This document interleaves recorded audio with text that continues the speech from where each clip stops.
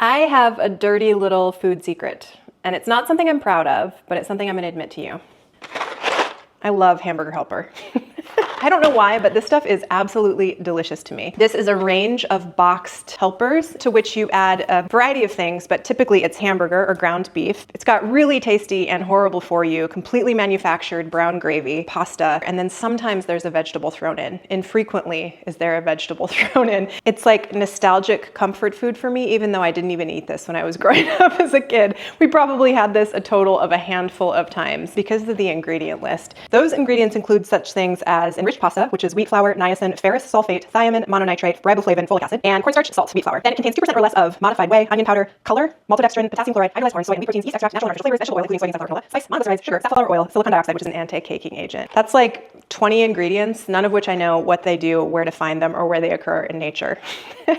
So what I'm doing today is bringing you along to my test kitchen, and I'm gonna continue working on developing a recipe that is a little bit healthier, a little bit more comfortable for me, that is as delicious as this beef pasta hamburger helper, but with ingredients I understand and know and can control.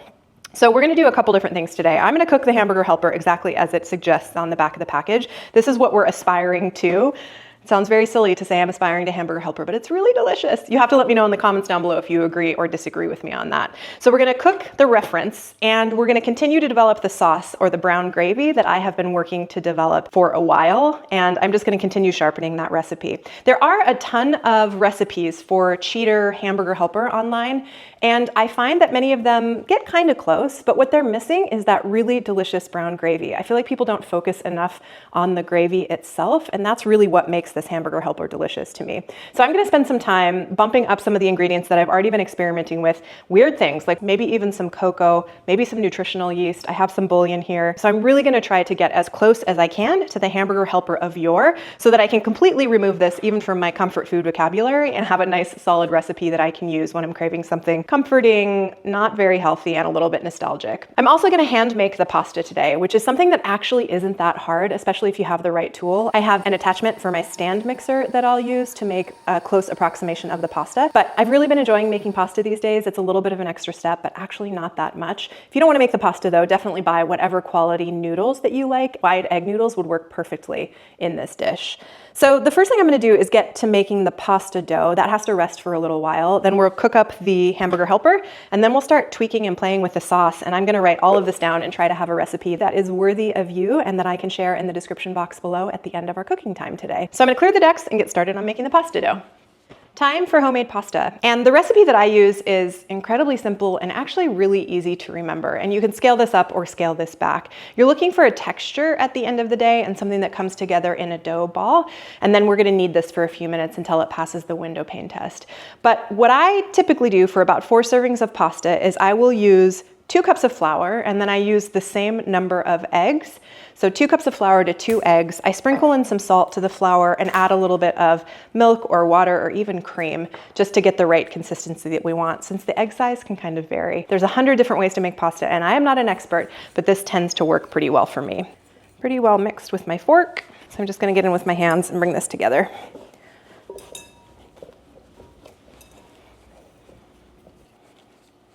Looks perfect, not super sticky, just a nice dough ball. That's come together nicely. So I'm just gonna put a little bit of flour on the bench. You don't need a lot of flour here. Shouldn't be super sticky.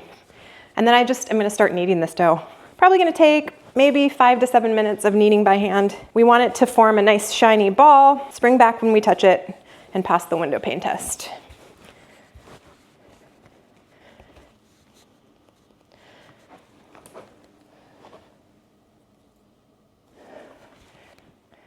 That looks pretty good. We're ready. So I'm just gonna move this off to the side of the bench for like 10 minutes or so. We'll cook our Hamburger Helper in the meantime. It just needs to rest. The gluten needs to relax. It'll make it easier to roll out and cut. So I'm just gonna cover this with some plastic. Perfect, and just move it to the side.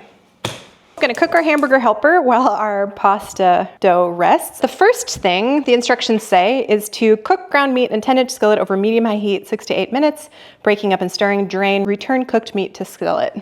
Okay, it's a couple minutes later and the meat is cooked. And controversially, I'm not gonna drain this. There's probably a tablespoon or 2 of fat And for me, that's really good flavor. So next step, stir in water, milk, sauce mix, and pasta and heat till boiling. Stir that all together. Okay, well combined, I'm gonna add the pasta. Bring it to a boil, and then we're gonna reduce the heat and simmer for 6 minutes. Okay, 6 minutes later. Now we just are to cook uncovered until it's the consistency that we like. Hamburger Helper is done. Okay, it's finally time to taste some. I know the taste well, but the whole goal is to try to make something really close to this, so I'm gonna keep this bowl close to hand while we're developing the sauce. There's no real way to make this look pretty. It just kind of looks like something you would eat at a cafeteria. It probably actually is something you'd eat at a cafeteria. Really simple, noodles, burger, brown gravy. I'm ashamed to say that it's very good. I could eat a full bowl of this. I'm not going to though. We're gonna make some pasta. I like to do 2 shifts with this amount of dough. So I'm gonna cut in about half, move half off to the side. Now the key with a pasta machine like this is just patience. You can also use a hand crank machine, which is more physical labor, but works exactly the same. This just attaches into my KitchenAid, and then there's a dial at the end of it that I can dial down the thickness. The first one we have is the pasta roller. It just rolls the sheets of pasta out flat. And then I'll attach this one, which is the pasta cutter that cuts them into I think it's like linguine thickness. So about similar thickness to what those noodles were in the Hamburger Helper. And then I'm gonna cut them into a shorter cut pasta. So since I'm trying to make a little bit shorter cut pasta,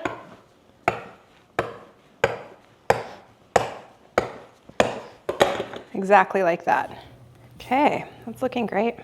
I'm happy with this. Little shortcut fettuccinis. All right, these are just gonna hang out on the bench until we're ready to cook them. And I'm going to clean up a little bit and move us over to the stove. We're gonna start developing our sauce. So in front of me, I have onion and garlic that I chopped and then mashed, cornstarch, cocoa, Worcestershire sauce, nutritional yeast, a little bit of cream, salt and pepper, and our hamburger. I'm gonna get the burger cooking with the onion and garlic first. That's 1 full onion and about 4 cloves of garlic. Just gonna let this cook until the beef is brown. Onions are sweated out. While that's cooking, I also have over here almost 2 cups of water with some Better Than bouillon. I really like this for its flavor and its ease of use. You can really bump up the amount of Better Than bouillon you use and get a really deep, dark gravy, which I like. So this is like a heaping tablespoon of Better Than bouillon with 2 cups of water, which is a lot, but I think it's what we want for a really flavorful gravy. Our gravy needs a thickening agent, and I've tried cornstarch, I've tried flour, and I like the way cornstarch works a little bit better. So I have about 1/4 cup of cold water, and then I'm gonna add a heaping tablespoon of cornstarch. And to use this, you wanna mix it in cold water and make what's called a cornstarch slurry. And this is gonna go and get mixed into our gravy mixture. I'm gonna add about another teaspoon. So that's about 1.5 tablespoons of cornstarch. I think that'll be about the right amount. Okay, hamburger's cooked, onions are getting translucent. So I'm gonna add in about 1 cup of our bouillon. I have 2 full cups here. I don't wanna take it too far. And our cornstarch slurry. I know I want a little bit of Worcestershire, so as that heats up, I'm gonna add about 1 teaspoon of Worcestershire. One thing I've not done well in the past is the color. I can't get it all that dark. So I think our solution is cocoa. Cocoa's in the back of a fair amount of sauces, and it doesn't actually add a ton of flavor. It tends to cut acidity a little bit, like the acidity of tomatoes is an example. It adds a dark color and just kind of some umami. So I'm gonna start with about 1 teaspoon of cocoa, heaping teaspoon. And I'm gonna put it into this bouillon. I think we need more liquid. It's a pretty tight sauce. And I'm just gonna stir this through, try to get it dissolved. See, that immediately makes it so much deeper and darker, which is exactly what I want. Okay, the other thing that I have experimented with, but I don't think I've added quite enough, is adding a little bit of nutritional yeast. There's something vaguely cheesy about this beef pasta, even though there's no cheese or artificial cheese in it. I think it's both the cream, but also some of the artificial flavorings that they add. And nutritional yeast is not cheese. It melts into things like this very well, but it does taste vaguely cheesy and kind of have an umami behind it that I really like. So I'm gonna add about 1 tablespoon of nutritional yeast to this. This is the right color. This is what we're working for. It's the right color. It needs to thicken up a little bit. So I'm gonna go for a 1/4 cup of cream to start. This is where the tweaking begins. I've never done this exact combo before, and I think it'll be closer than the other combos I've done in the past, but we shall see. Gonna take a bite of the Hamburger Helper.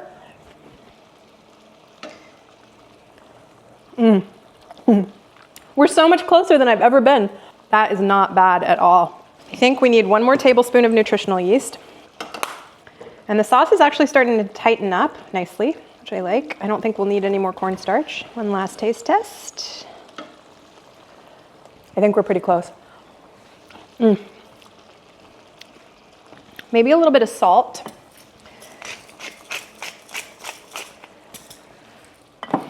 And I think that's it. I think we did it. Oh, this is really exciting. The nutritional yeast and the cocoa are key. We're still not as dark as I would like this sauce because we did add that cream, but I think we're darn close. Okay, I'm gonna leave this on low, and I'm actually gonna drop our pasta. So I've just got a pot of boiling water here, and our pasta off to the side. This is gonna take no time at all to cook. Probably like 3 minutes maybe.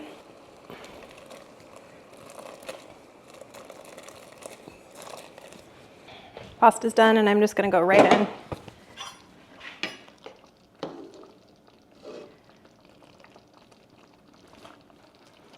Okay, good enough for me. It's gonna go out to the side in case we need a little pasta water to keep bringing the sauce together, but I think we're good here. Ooh, I'm so excited. I'm just gonna keep stirring this together and put it in a bowl. We're gonna do the final taste test.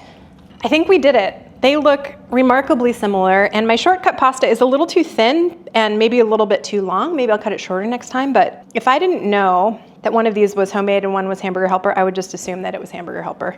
So we're gonna do another taste test. I think I got pretty close, but you never really know. Yeah, this looks really nice. The Hamburger Helper has been sitting on my counter for a little while, so it's a little bit tighter or less loose of a sauce than the homemade stuff, but they both look really good. Okay, let's start with the classic, most delicious Hamburger Helper. Yep, cross your fingers. You guys, I think we did it. It's pretty close. I'm really happy about this. I would gladly take this. I know the ingredients. It's a little bit healthier. I've added a vegetable at least, and you could actually add like peas and carrots or whatever you want to this.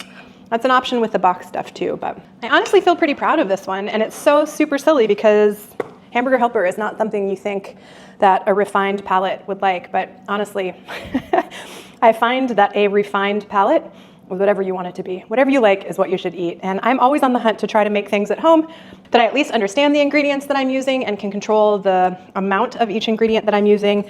I really think that this last try is the closest I've ever gotten, and I will publish this recipe in the description box below. I'm very proud of it. You'll have to let me know what you think if you make it. But the cocoa is the key to a darker sauce and a sauce with a little bit more umami, and the nutritional yeast is great. It adds a little bit of that, like, I hate to say it, but almost chemically or unnatural preservative taste that Hamburger Helper has. The additives and ingredients and preservatives and sugar that each of us responds to in like an addictive way. I feel like I've kind of nailed that with healthy ingredients that are likely not addictive. I mean, the pasta maybe is a little bit addictive, and if you had some egg noodles, you could absolutely do this super easily at home, and probably from things that are already in your cabinet. Perhaps you'd have to buy some nutritional yeast.